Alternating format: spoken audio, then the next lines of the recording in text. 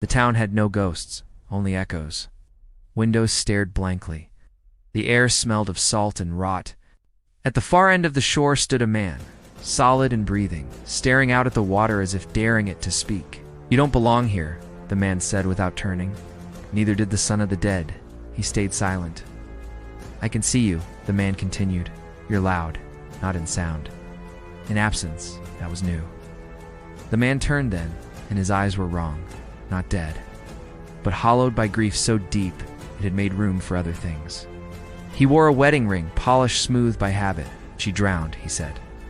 3 years ago, they told me she passed on. But she didn't." The air shuddered. Beneath the waves, something stirred. "She's still here," the man whispered. "I hear her when the tide pulls back." The son of the dead followed his gaze.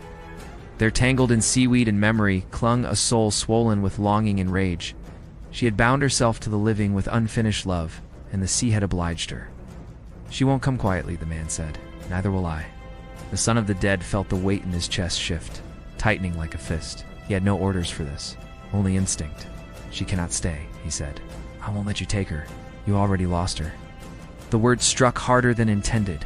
For a moment, he saw his own mother, not her face, never her face, but the way her scream had torn the air as hell reached up to claim what it had sired through her. "I can't save her," he said more softly, "but I can make sure she is not alone."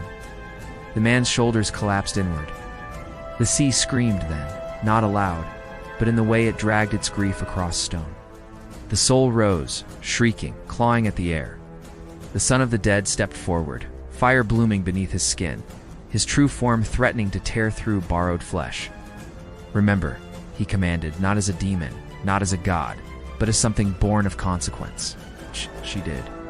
She remembered warmth, laughter, the weight of a hand in hers. The rage ebbed.